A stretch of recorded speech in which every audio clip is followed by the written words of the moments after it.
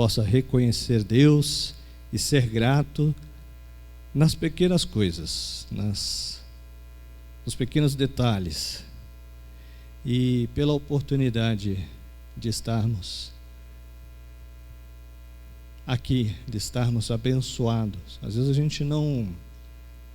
gente murmura e reclama de muita coisa, né?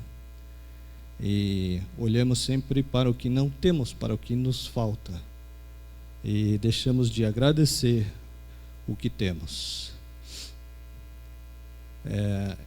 Há pouco tempo atrás ouvi um relato. Um dos irmãos comentou a respeito, obrigado, querido, a respeito de um homem que, enfim, ficou hospitalizado por conta do Covid, mas na verdade ele precisou ficar só um dia com o aparelho, né, respiratório. Ele precisou utilizar, mas era um hospital particular, e ele ficou só um dia, e o médico depois, os médicos falaram para ele ir para casa, mas na saída veio a conta, né?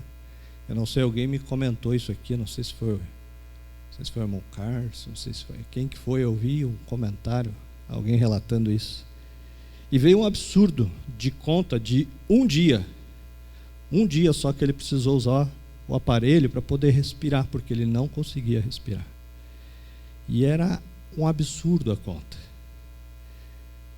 E aí ele falou, não tem condições de pagar isso aqui, ele não tinha convênio, enfim, então não tem condições de pagar uma conta dessa. E aí o hospital falou, tudo bem, foi só um dia só, né, o senhor está bem, enfim, o hospital resolveu perdoar a dívida dele. E ele falou que foi aí que ele ficou grato, porque para poder respirar um dia, ele teria que ter uma quantia em dinheiro que ele jamais teria condições para poder respirar um dia. Ele falou, eu respirei tantos dias, né, e nunca fui grato a Deus. Então, querido, seja grato por tudo que temos, por tudo que somos, por tudo dai graça. Amém? Louvado seja o nome do Senhor. E que o Senhor continue nos ensinando cada dia mais, através da sua palavra. Nós queremos meditar nessa palavra hoje. E eu quero, desde já, né, dizer aí para os irmãos, a gente vê que aos poucos o número de online vai diminuindo, o número da igreja vai aumentando, né? Os irmãos estão presentes, não estão online. Mas eu quero desde já alertar os irmãos que hoje nós vamos meditar numa palavra que ela é meio chá de cebola. Já tomou chá de cebola? Alguém já tomou chá de cebola, não? Rapaz, é um negócio abençoado. Jesus, é um negócio que entra lá dentro, assim, parece que você quer botar tudo para fora. Antigamente, né, os nossos antepassados, aí os mais idosos, usavam desses recursos naturais, né? De chá de isso, chá daquilo, chá de capim santo, enfim, e a minha mãe um dia me deu um tal de chá de cebola com não sei o que lá. Rapaz, eu tenho aquele momento até hoje vivo na minha vida. E ela falava assim, toma de uma vez só. É horrível. Você não tem, eu não sei, não tinha só cebola, tinha mais alguma coisa naquele chá ali, naquela água. É horrível, é horrível, é horrível. Mas é duro de tomar. Mas eu vou te falar um negócio. Eu que estava, estava mal do estômago, estava, passando mal, enjoado. Tomei aquele negócio, quase morri. 5 minutos depois eu estava jogando bola com meus amigos. É ruim de tomar, mas depois o resultado é bom. Então eu já vou avisando para os irmãos. Às vezes as coisas é meio difícil, né, de engolir. Mas o resultado depois é bom, que a palavra do Senhor sempre é boa. e a sua misericórdia para sempre. Amém? E eu quero então trazer aqui, compartilhar com os irmãos na verdade, uma junção de dois conteúdos: uma mensagem do pastor, um estudo do pastor Luciano Subirá, e um estudo do ministro Watchman Nee foi um grande líder, né, na China, nasceu em 1903. Eu acho que não tem ninguém aqui dessa época, né, mas por volta de 1930 ele escreveu uma obra chamada a Superaliança, perdão. E eu queria tentar compartilhar um pouco dessas duas obras, que no fim das contas, na verdade, é uma obra que veio do Espírito Santo. Então, que o Espírito Santo me dê essa graça, né, desse pequeno servo poder repartir esse conhecimento que o Senhor deu a esses dois homens, um há tanto tempo, né, quase que há 100 anos, na verdade mais de 100 anos atrás, e que a gente possa então ouvir atentamente a voz do Espírito Santo através desses estudos. Eu sei que você aí onde você estiver, na sua casa, nós aqui na igreja, possamos fechar os nossos olhos e ouvir o que Deus tem para nós nesta noite. Amém? Pai, em nome de Jesus, mais uma vez, aí, Senhor, na Tua presença, queremos Te agradecer. Obrigado, Deus. Obrigado, Pai querido, porque até aqui o Senhor tem nos guardado, tem nos abençoado. Te louvamos, bendizemos o Teu santo nome. Clamamos nessa hora, Senhor, pela Tua graça, pela Tua misericórdia, pela Tua unção sobre as nossas vidas, que sejamos, Senhor, instrumento da Tua voz, possamos ouvir atentamente a voz do Teu Espírito Santo a falar nos nossos corações, na nossa alma. Teu nome seja glorificado, exaltado em todas as coisas em nossas vidas. Nós te pedimos e desde já te agradecemos em nome de Jesus. Amém. Amém. Amém. Então eu queria compartilhar então esse estudo do pastor Luciano, do pastor Watchman Nee, e abrindo a palavra de Deus no livro de Salmos, capítulo 19.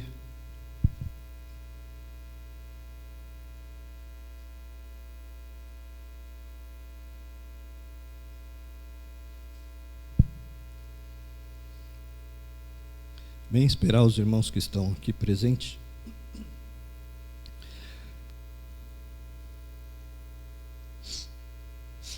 Salmo 19, 12. Na versão NVI diz assim: quem pode discernir os próprios erros? Absolve-me dos que desconheço. A pergunta dele, quando ele diz quem pode discernir os seus próprios erros, ele está dizendo: quem é capaz de discernir, de fazer isso? E nós queremos relacionar essa dificuldade de enxergar os nossos erros com a questão do orgulho. Uma certa vez alguém disse que o orgulho é parecido com mau hálito, né? Disse o pastor Luciano. Só percebe quem está em volta, né? Geralmente é aquele que convive mais pertinho de você, né? E eu diria que a questão dos nossos erros não é muito diferente. De fato, nós temos algo que a palavra de Deus classifica como uma dificuldade enorme de enxergarmos os nossos próprios erros. Portanto, a oração do salmista é mais ou menos essa, né? Já que eu não posso enxergar a luz, né, vai tratando aquilo que eu não vejo, né? Mas apesar desse clamor de alguém que reconhece que tem coisas que não enxerga, mas precisa ser tratado, existe, na verdade, muito mais para que nós possamos entender, para que só essa vontade de alguém que quer ser mudado, esse anseio de alguém que quer ser transformado. Existe, na verdade, um processo bíblico que envolve mais do que eu e você orarmos para que Deus tratar daquilo que a gente nem sabe.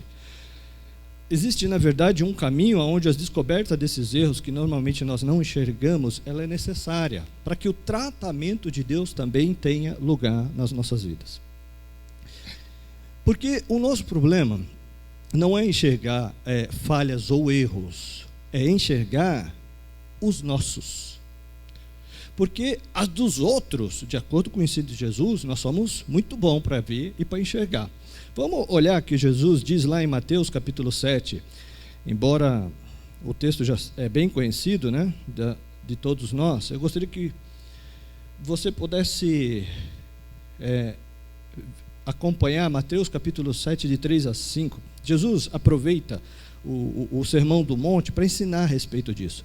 E ele faz a pergunta, né, por que vês tu o argueiro no olho do teu irmão?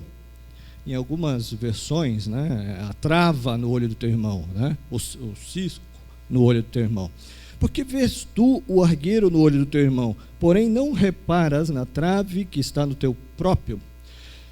Ou como dirá ao teu irmão, deixa eu tirar o argueiro do teu olho, quando tem a trave do teu? Hipócrita, tira primeiro a trave do teu olho, então verás claramente para tirar o argueiro do olho do teu irmão. De acordo com a definição de Jesus, né, que é bem clara, a nossa dificuldade não é do nosso erro. O erro o cisco do olho do irmão, a gente enxerga de longe, né? Então a nossa limitação é não enxergar erro. A nossa limitação é enxergar os nossos erros, né? Então a dificuldade não é enxergar erro, é enxergar os nossos erros. Agora Jesus está dizendo que depois que a gente permitir que a trave seja tirada dos nossos olhos, então nós vamos enxergar ainda melhor. Não significa que a gente não está enxergando nada, mas que nós vamos enxergar ainda melhor e vamos poder ajudar os nossos irmãos.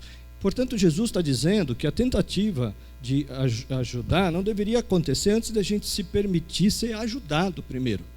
E nós olhamos para diversos textos da palavra de Deus que nós podemos perceber o mesmo padrão de ensinamento, aonde Deus primeiro trabalha conosco, trabalha em nós. E segundo Samuel, capítulo 12, o profeta Natã vem confrontar Davi a respeito do seu pecado de adultério com Batseba e do homicídio cometido contra Urias. Natã usa de uma forma didática fantástica. Para falar do erro de Davi, ele na verdade cria uma situação, um cenário, ele cria ali uma ilustração, né, de algo que reflete o que Davi fez, mas aparentemente ele está falando de outro. E de alguma forma, isso permite que Davi enxergue com clareza o pecado daquela pessoa, que depois ele vai descobrir que na verdade o profeta estava falando do pecado do próprio Davi, do pecado dele mesmo, né, do próprio Davi.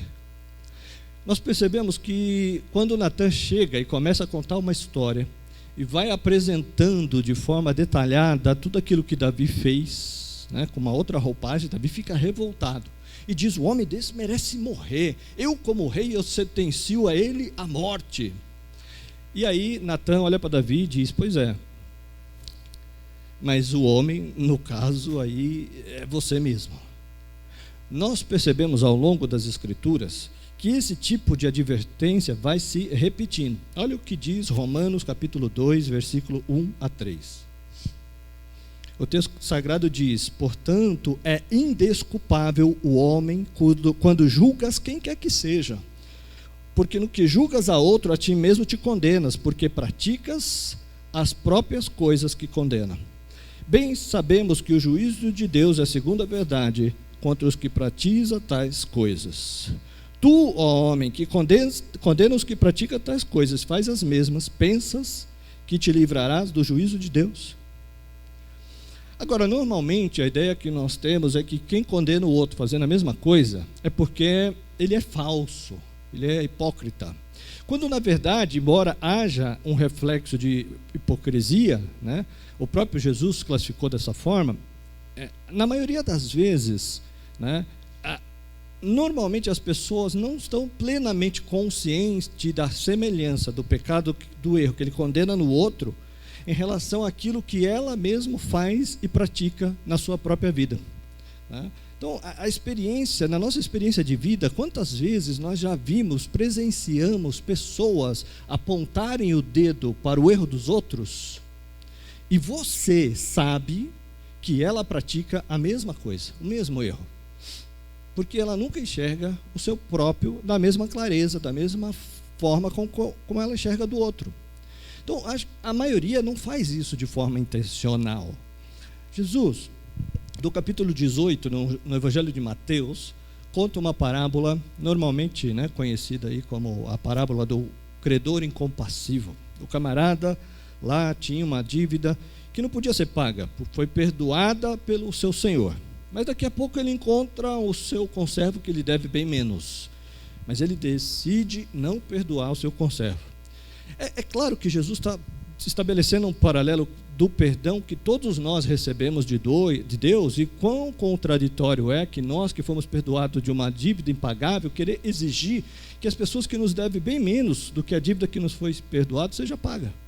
Agora, a Bíblia diz que ele pegou o outro, sufocava o outro, agarrou o outro e falou: você vai pagar o que me deve. Agora, como alguém consegue não enxergar essa comparação do que Deus fez por ele e daquilo que deve ser feito em relação aos outros? Porque a gente nunca mensura o nosso erro como sendo muito grande. A maioria de nós parece entender que a dívida era tão grande, mas a dívida que o outro fez para nós, esse sim é uma dívida grande, aquilo é um erro enorme, aquilo não dá para passar batido, aquilo é imperdoável, ao ponto, às vezes, de você romper relações e alianças, porque nós não enxergamos a grandeza do perdão que nos foi concedido. Nós pregamos esse perdão, nós cantamos esse perdão, nós declaramos esse perdão, mas a verdade é que nós não temos clareza do tamanho desse perdão e não vivemos o que recebemos. Temos sim, em muitas situações da nossa vida, uma trave nos nossos olhos espirituais. É por isso que não dá nem para mensurar o tamanho da paciência, da misericórdia e do amor de Deus, ao ponto que eu e você não somos consumidos pela sua misericórdia.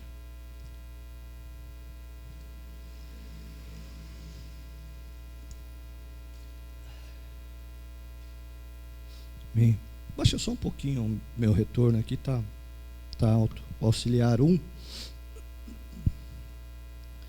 Amém, queridos?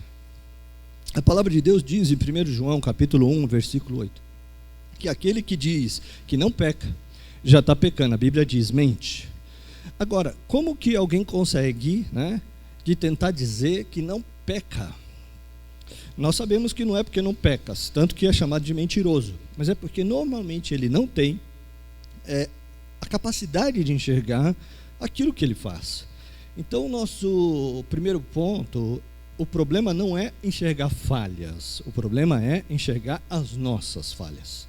Agora, reconhecido esse fato, esse problema que é generalizado, atinge todos nós, o outro ponto que eu gostaria apenas de compartilhar com você, desprovido de qualquer intenção de querer te ensinar algo, mas que o Espírito de Deus possa testificar no teu coração, diz respeito à consequência, isso mesmo, consequência, o desdobramento de não enxergarmos as nossas falhas. Porque quando alguém começa a viver uma vida onde ele não erra, onde ele não enxerga os seus erros, mas enxerga todos os erros de todos em sua volta, isso vai nos empurrar, vai nos levar para dois tipos de comportamento parecido: orgulho e justiça própria. E são duas coisas que Deus condena, são duas coisas que Deus abomina, que a Bíblia classifica como pecado. Vamos ver o que a palavra de Deus diz em Lucas, capítulo 18, a partir do versículo 9. Propôs também essa parábola a alguns que confiavam em si mesmo, por se considerarem justos, e desprezavam os outros. Então veja, primeiro, a parábola tem um endereço, né? A ilustração estabelecida por Jesus está focando um público específico. O que Jesus está de olho? Naqueles que confiavam em si mesmo. O texto diz: o que se achavam se consideravam justos, e a consequência de se acharem justos é que eles desprezavam os outros. Porque normalmente quem acha que é alguma coisa, por não enxergar os seus erros, se vê numa posição superior a daqueles que ele está enxergando o erro. Então a parábola é direcionada para esse público. Então veja, verso 10: 2 homens subiram ao templo com o propósito de orar, um fariseu, o outro publicano. O fariseu era parte da religião mais severa dentro do judaísmo. Não tinha ninguém tão dedicado ao cumprimento da lei como eles. Eles eram o que alguns hoje classificavam como devotos. Jesus então apresenta um ícone da religiosidade quando fala do fariseu. Mas quando ele fala do publicano, quem era o publicano? Nos dias de Jesus, toda vez que a Bíblia vai falar do pior tipo do pecador, os dois exemplos mais usados são os publicanos, que eram esses coletores de impostos, e as meretrizes ou prostitutas. Então aqui Jesus apresenta duas figuras muito distintas: um religioso da época e um pecador. Os dois vão ao templo para orar. Vamos voltar aqui, verso 11. O fariseu, posto em pé, orava de si para si mesmo. Eu acredito que se nós fôssemos falar com essa pessoa, né, e perguntar para ele: você foi no templo para orar para você mesmo? Ele ia falar: claro que não, se eu fosse orar para mim mesmo, eu orava em casa, não precisava ir no templo. Ele acreditava que ele estava orando a Deus, mas Deus está dizendo que esse tipo de oração não vai a lugar nenhum. Ela sai da sua boca e o mais longe que ela vai chegar é no seu ouvido, porque ela não produz nenhum tipo de resultado. Ou seja, Jesus está tentando definir que a coisa é mais séria nas suas implicações do que normalmente a gente enxerga. O fariseu posto em pé orava de si mesmo dessa forma: Deus, graça te dou, porque não sou como os demais homens, roubadores, injustos, e nem ainda como esse publicano. Era a posição dele. E ele vai se orgulhando disso, né? O verso 12: jejuo 2 vezes por semana, dou o dízimo de tudo que ganha. Basicamente: Senhor, eu te louvo porque eu sou o máximo. Até o Senhor deveria me louvar porque eu sou o máximo. Agora, como é que o outro orava? Verso 13: o publicano, estando em pé longe, não ousava nem ainda levantar os olhos aos céus. A gente não precisa ser especialista, né, para entender que esse cara que não tem coragem de levantar a cabeça está envergonhado. Está envergonhado do quê? Dos seus pecados, dos seus erros, dos seus defeitos. São inegáveis. Então ele chega diante de Deus para orar e pedir uma coisa: ó Deus, sê propício a mim, pecador. Outra versão diz: tem misericórdia de mim, pecador. Ele está dizendo: eu não vim aqui me orgulhar de nada, eu não tenho do que me orgulhar, eu só tenho do que me envergonhar, mas eu preciso da tua misericórdia. Só o Senhor pode oferecer misericórdia e socorro para alguém como eu. Então no verso 14 Jesus digo que este último desceu justificado para sua casa e não aquele. Preste atenção o que continua dizendo a palavra de Deus: porque todo o que se exalta será humilhado, mas o que se humilha será exaltado. Jesus disse: esse que se exalta será humilhado. O que se humilha, enxergando as suas limitações, em vez de se comparar com os outros, ou em vez de se ver melhor, é aquele que Deus pode fazer algo diferente e colocá-lo numa posição, num lugar diferente. Isso é o que diz a palavra. O que eu e você não podemos negar é que não só o orgulho e a justiça própria são pecados, mas são coisas que Deus abomina.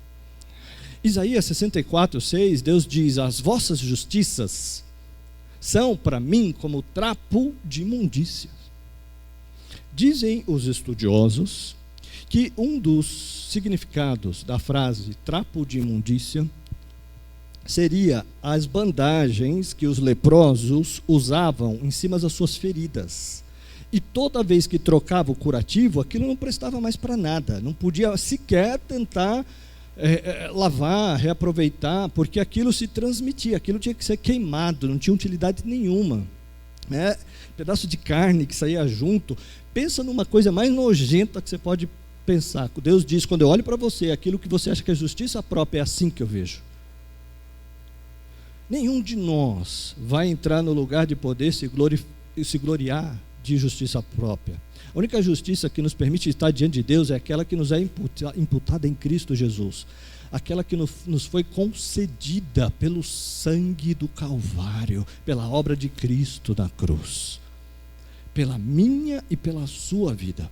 E por isso devemos ter misericórdia do próximo e amar ao próximo, porque nada somos, nada temos, mas nós, muitas vezes, não reconhecemos que o que somos e o que temos nos foi dado gratuitamente pela graça de Deus. Mas não é nada de nós mesmos que nós possamos nos orgulhar. E nós precisamos entender quando Deus olha para isso, como Deus olha e como Deus trata isso. Vamos olhar mais um texto. Filipenses capítulo 2, verso 3. Veja o que diz.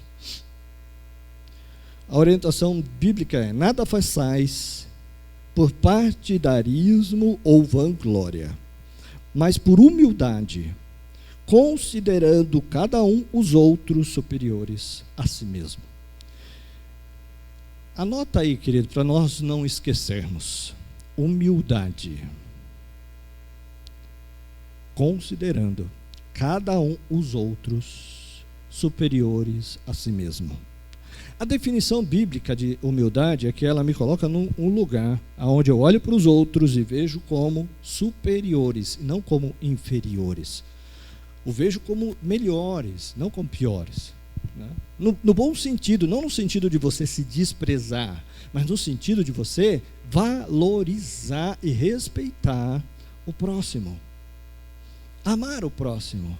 Então, a atitude inversa de quando eu me posiciono de cima para baixo e me vejo como melhor, quando eu comparo e desprezo o outro, é definição do quê? Orgulho. O oposto da humildade. Mau hálito. Só você não sente, só você não enxerga. Qual o problema do orgulho? Que ele vai nos impedir de conectar com Deus e receber de Deus. Tiago nos lembra que Deus dá graça aos humildes, mas resiste aos soberbos. Soberbos, Deus resiste ao soberbo. Deus, ele fala, ele não deixa nem chegar perto de mim, não tem nada que de mim você possa extrair ou tirar. Agora, a atitude de orgulho, ela é alimentada pelo engano de que nós somos grande coisa. E esse engano de que nós somos grande coisa só é alimentado pela nossa incapacidade de ver o quão limitado nós somos, a dimensão dos nossos erros, faltas e tropeços. Porque nenhum de nós em sã consciência acharia grande coisa se enxergasse de fato a sua limitação como os outros veem. Pastor, o que na prática isso exatamente quer dizer? Vamos colocar um exemplo aí para que a gente possa tangibilizar. Eu acho que a gente nem precisa colocar exemplos, né, queridos? Nós não somos tão míopes assim, né? Mas nessas épocas agora de pandemia, nós temos visto problemas de relacionamentos, pessoas agora, famílias que estão agora convivendo, casais, que agora passam o dia inteiro juntos, e agora estão descobrindo que não se dão, que não se entendem. E um começa a apontar o erro do outro, a falha do outro, porque o outro isso, porque o outro aquilo, porque os filhos, porque a família, porque não sei o quê. Nós temos recebido, querido, situações de tal nível de desgaste de relacionamento nessa pandemia, nesse momento que nós estamos passando, ao ponto que pessoas estão estão procurando também esposa, que é advogada, para tratar de divórcios. Não são pessoas da nossa igreja, mas ela que trata de diversos assuntos, mas menos de família, porque ela não atua na área de família. Mas e no fim, a gente conversando com esses problemas, com essas crises de relacionamento, o que a gente percebe é que as pessoas estão com a trave nos olhos, só vê defeito nos outros, só vê problemas, e não consegue sentir o seu próprio mau hálito, achando que serão felizes, querendo continuar caminhando sem tirar as traves dos olhos. Ouça o que a palavra de Deus está nos ensinando. Cuidado com os enganos e fortalezas que o inimigo constrói na nossa mente para acharmos que tudo que temos nunca é o suficiente. Nunca está bom e tudo está errado. O que Deus fala para nós hoje é vigia, porque o caminho para melhorar o que não está bom hoje é a gratidão. Porque sendo grato pelo que você tem, pelo que você é, pelo que Deus colocou na tua volta, você vai crescendo de glória em glória, vitória em vitória. E Deus vai mudando, não o mundo em sua volta, mas o seu interior, e começa a enxergar o mundo em sua volta de forma diferente, porque agora você não tem mais traves, não tem mais ciscos nos seus olhos, e começa a enxergar que o mundo pode ser melhor quando você for melhor em Cristo, porque nós colhemos o que nós plantamos. Deus quer que você tenha uma boa colheita.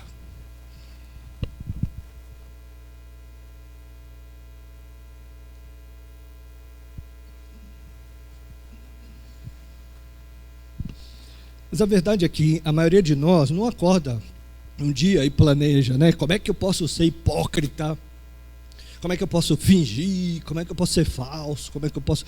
É algo que normalmente nós não percebemos, faz parte da inclinação do ser humano. Mas nenhum de nós tem o direito de se medir por ninguém e achar melhor do que ninguém. Porque é fácil a gente ver o erro dos outros, mas normalmente nós não vemos os nossos. Provérbios 16, versículo 5, nos mostra que Deus chama o orgulho de pecado. Ele não é nenhuma outra coisa a não ser pecado. O texto diz: abominável é ao Senhor todo arrogante do coração, é evidente que não ficará impune. E a Bíblia nos mostra que o arrogante é abominável ao Senhor. Eu quero ir para o final nós falamos que, em primeiro lugar, o problema é não ver as nossas falhas. Falamos que isso nos leva para a justiça própria, que é pecado. Mas, em terceiro lugar, é importante a gente avaliar e compreender os danos de não permitir que Deus tire as traves dos nossos olhos.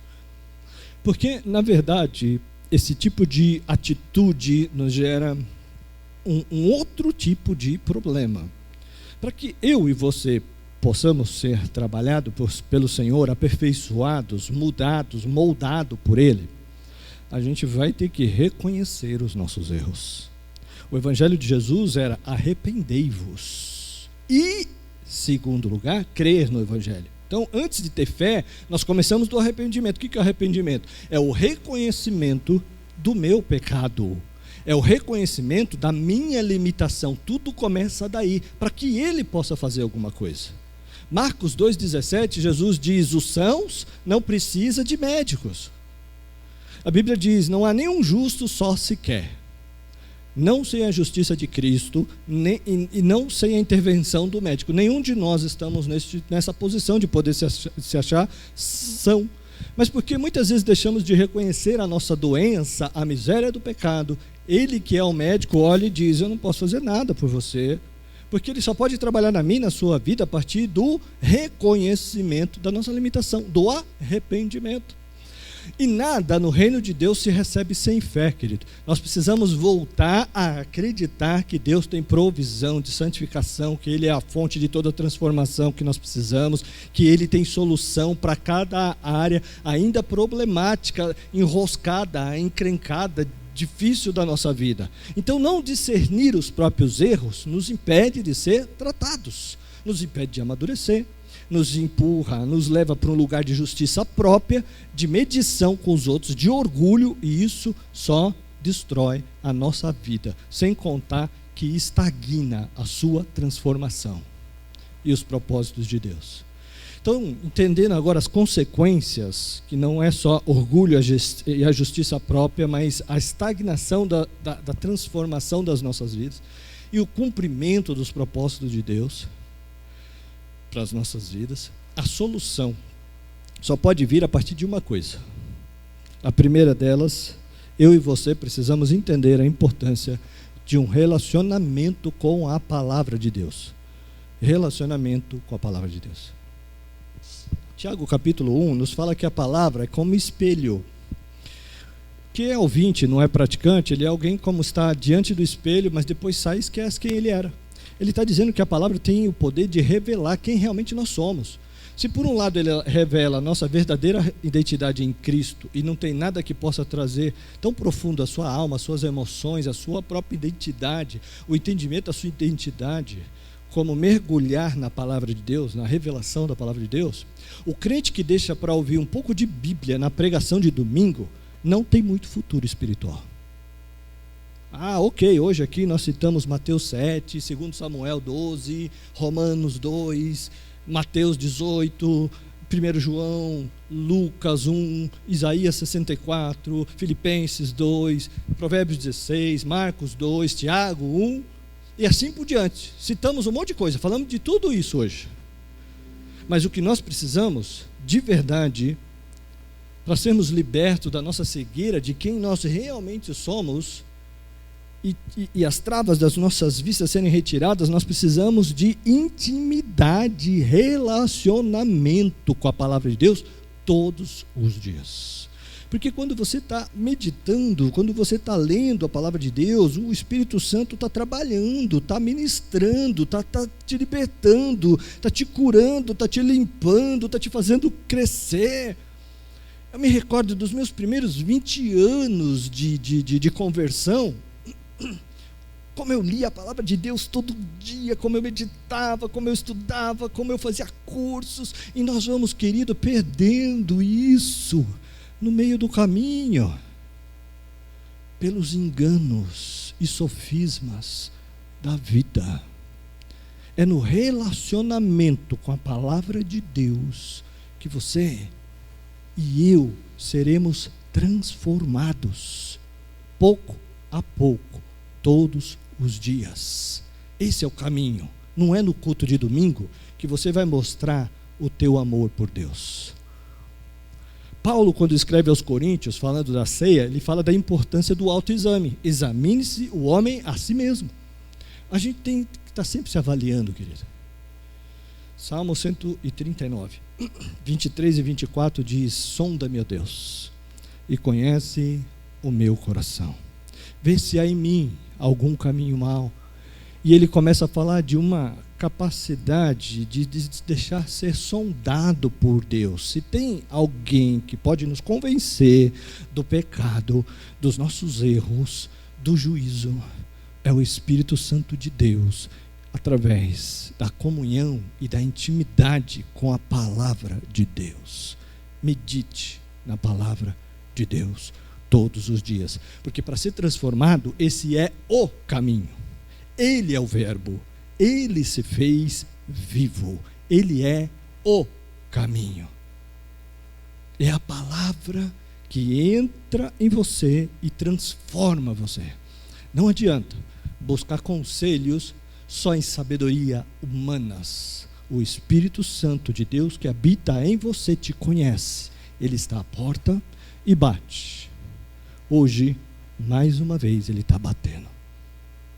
Hebreus capítulo 3, versículo 15, diz assim: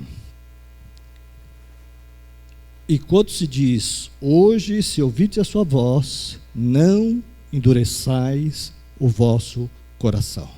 A questão não é se ele fala, a questão é se nós ouvimos e amolece ou endurece o coração ao que ele fala. Irmão, todo crente vai lidar com isso, né? Falou de uma forma dura com o seu cônjuge, tem alguém dentro de você que vai começar aquela sugestão: você não deveria ter falado dessa forma. É essa hora que você pode falar, é mesmo, eu não deveria. Ou você pode ficar cheio de razão e falar coisa nenhuma. Falou que falou o que quis, ouviu o que não queria. E situações mais simples, até mais complexas. Ele vai tentar falar conosco, mas a Bíblia diz que nós podemos endurecer o coração. Um processo legítimo do Espírito Santo pode começar em você, mas pode ser abortado. O apóstolo Pedro, quando está diante do Ananias, ele fala: por que encheu Satanás o teu coração para que mentisse, Ananias, ao Espírito Santo? Ele está dizendo: o Espírito Santo estava trabalhando no teu coração, Ananias. Como é que você conseguiu, em vez de ouvir, deixar o diabo entrar, abortar a obra de Deus e te levar para fazer outra coisa? Mas se a gente falasse que só a palavra e a ação do Espírito Santo são suficientes para que a gente enxergue nossos erros, isso poderia nos levar para um outro extremo de acreditar: então eu posso viver minha vida com Deus isolada, desconectada de tudo e de todos. E esse é outro erro que nós cometemos, porque Deus tem uma terceira forma de nos ajudar a enxergar alguma coisa. Isso é quando Deus envia pessoas para nos confrontar e para nos corrigir.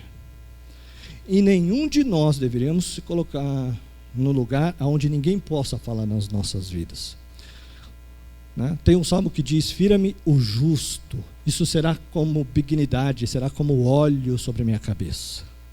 Todos nós precisamos de pessoas para falar nas nossas vidas, mas para isso nós precisamos de humildade. Todos nós precisamos disso. Aliás, exortai-vos mutuamente, ou exortai-vos uns aos outros, durante o tempo que se chama hoje, a fim de que nenhum de vós seja endurecido pelo engano do pecado. O que temos nos tornado participante de Cristo, sim, de fato, guardarmos firme até o fim a confiança que desde o princípio tivemos. Ele diz: você pode começar bem e terminar mal. Para que isso não aconteça, nós temos que exortar uns aos outros. Enquanto tiver gente exortando, querido, não endureça o coração. Hebreus 3, 12 a 15, nós acabamos de citar. Nenhum de nós deveríamos imaginar ser possível uma vida cristã desconectada de relacionamentos. Nós não podemos, como igreja, abrir mão de relacionamentos. Amém? Nós precisamos estar conectados, nós precisamos de relacionamentos. Eu quero finalizar com dois textos de Provérbios aqui. Os dois falam sobre essa atitude correta de um espírito ensinável. O primeiro está em Provérbios 13, 18. A Bíblia diz: pobreza e afronta sobrevém ao que rejeita a instrução, mas o que guarda a repreensão será honrado. Mas o que guarda a repreensão será honrado. Provérbios 19, 20. Ouve o conselho e recebe a instrução, para que seja sábio os seus dias por vir. Nós precisamos entender que são valores do reino de Deus. Deus nunca vai revelar tudo para alguém, querido. A Bíblia diz que o Senhor descia nas nuvens, falava com Moisés cara a cara, como o homem fala como seu amigo. Daqui a pouco vem um Jetra, o fogo de Moisés, para falar para ele: Moisés, essa forma que você o adotou aí não está boa, Moisés, não vai funcionar. Você sozinho vai cuidar dessa multidão, Moisés? Não dá. Você vai ter que colocar grupos pequenos, você vai ter que levantar líderes, né? Chefe de 50, de 10, de 1000, você vai ter que organizar, Moisés, você vai ter que botar a hierarquia, Moisés, entendeu? Filtrar o que chega em você, Moisés, senão não funciona. Agora, Deus não podia ter falado isso direto com Moisés, já que fala com ele todo dia, cara a cara, mas não falou. Por que não falou? Porque se Deus falasse tudo direto com alguém, essa pessoa se tornaria extremamente autossuficiente independente e desconectada dos outros. Então, às vezes, Deus faz questão de mandar gente para falar aquilo que Ele poderia ter falado direto com você. Porque Ele quer nos ajudar pela lente de outros para perceber coisas que normalmente nós não percebemos. Que você receba essa palavra em nome de Jesus. Vigia, querida. Amém? Eu sei que ouvir tudo isso às vezes pode parecer um chá de cebola. É duro de engolir. É duro de digerir. Mas se você obedecer, você vai ver a transformação. É uma luta. É uma constante luta entre a carne e o espírito, de nós ouvirmos e obedecermos. Quem tem ouvido, ouça o que o Espírito diz. Em nome de Jesus. Não solte o burro. Como assim, pastor? Eu vou encerrar contando uma história que eu ouvi esses dias. Vou contar do meu jeito, que eu vi rapidamente essa história e achei muito interessante. Existia um burro. O burro estava preso, ali comendo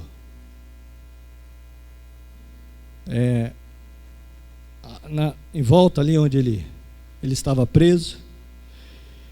E na propriedade vizinha havia um camponês, uma outra propriedade. De repente o burro se soltou. E o burro foi para a propriedade do camponês e começou a comer lá o capim. Começou a comer ali na propriedade do vizinho, do camponês. O camponês vizinho, vendo aquilo, ficou muito irado. Muito irado. Ele voltou, foi lá dentro da casa dele, pegou a espingarda e matou o burro. Puf! Deu um tiro no burro. O dono do burro ficou sabendo, viu o burro morto, ficou irado. Voltou para a casa dele, pegou a espingarda e puf! Matou o camponês. A esposa do camponês ficou transtornada, pegou a espingarda e puf! Foi lá e matou o proprietário da outra propriedade. A mulher do proprietário ficou irada. Foi lá e pum, matou a esposa do camponês. Os filhos do camponês ficou irado, foi lá e matou a esposa do proprietário. A família ficou irada e assim vai, irmãos. Resumindo, morreu todo mundo. Todo mundo foi embora. Pastor, o que isso quer dizer? É isso, às vezes a gente se acha autossuficiente, a gente se acha no direito e a gente vê confusões para lá e para cá, famílias destruídas, situações porque nos falta sabedoria, nos falta humildade, nós já saímos apontando o dedo, julgando, atirando, matando, ferindo. Mas de repente apareceu um homem sábio, um homem de Deus, falou: não, peraí, tem alguma coisa errada nisso. Tem alguma coisa errada nessa história, não é possível. E o homem de Deus, com a sua sabedoria,